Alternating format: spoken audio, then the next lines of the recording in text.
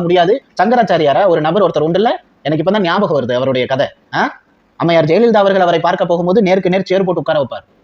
ஏன் அர்ஜுன் சமந்த் அதே மாதிரி போய் உட்கார்ந்து ஒரு வீடியோ போட்டுட்டுமே, தேவையில்லை ஒரு போட்டோ போட்டுட்டுமே பார்த்தரலாம் முடியுமா உங்களால? அப்ப என்ன சனாதனம் உங்களுக்கு? சனாதனம் பட்டியல் சமூகத்திற்காக 12 மத்திய அமைச்சர்களை பாரதத்தின் வரலாற்றில் முதல் முறையாக தந்தவர் பாரத பிரதமர். வரலாறில் இல்லாத அளவுக்கு பட்டியலின சமுதாயத்து மக்களை நாங்கள் அமைச்சராக்கி இருக்கிறோம். ஒரு அர்ச்சகராக்கி காட்டு, நான் ஒத்துக்கிறேன். உன்னுடைய சனாதனத்தை நான் ஒத்துக்கிறேன். சரி, ஓகே. மாண்புமிகு அம்மா திரௌபதி முர்மு நம்மளுடைய ஜனாதிபதி, அவரு கூட கருவறைக்கு விட மாட்டாங்களே. ஏன் புதிய பாராளுமன்றம் கட்டிட திறக்கிறதுக்கு கூட அவர் வரலையே. நீங்க எந்த அளவிற்கு வந்துட்டு எங்கள் பட்டியலின சகோதரர்களை வைத்திருக்கிறீர்கள் என்று அவர்களுக்கு தெரியும். தெரிந்தனாலதான் தள்ளி வச்சிருக்கிறோம். ஏன் தமிழ்நாட்டில் உங்களுக்கு மரியாதை இல்லை தெரியுமா?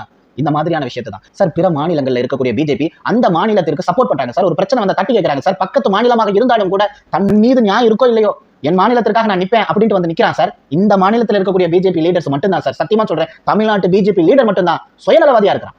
அக்கம் பக்கத்துக்கு பயப்படுறவனா இருக்கிறான். மத்தியில ஒண்ணு சொன்னா சரின்னு சொல்ற கூல கும்பிடு போடுறவனா இருக்கான். ஆனா நமக்கு அண்டைய ஸ்டேட்ல இருக்கக்கூடிய அனைத்து பிஜேபி லீடர்ஸும் அந்த மண்ணுக்கு உண்மையா நேர்மையா இருக்காங்க சார். அதனாலதான் அவங்க ஜெயிக்கிறாங்க. மக்கள் அவங்க மீது நம்பிக்கை கொள்றாங்க. உங்களால அது முடியுதா? கீழடியை பத்தி நம்ம ஏதாவது பேச்சு எழுப்பினா பாத்தீங்களா? கீழடியா மேலடியா என்னமோ ஒரு அடின்னு சொன்னார்ல நயினார் நாகேந்திரன் அவர்கள் சொன்னார்ல இடையில.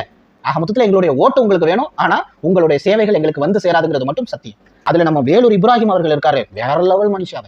அவரை மாதிரி எல்லாம் ஒரு மனுஷன் வருவானாப்பா அப்படிங்கிற மாதிரி ஒரு மனிதர். மோடி மேல வராத விமர்சனங்களே கிடையாது. அமித்ஷா செய்த கொலைகள், முரட்டுத்தனமா தூக்குறான்.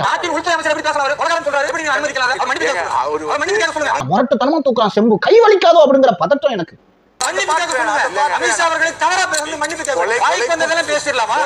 உண்மையில சொல்றேன், ரொம்ப பயமா இருக்குது. இப்படியெல்லாம் தூக்கினா கை தேஞ்சிடும் சார். கழுத்து நம்ம தேய அவர் அப்படி தூக்குறாரு சார். காவடி, நீ தூக்க தப்பு இல்ல, நியாயத்தை பேசு.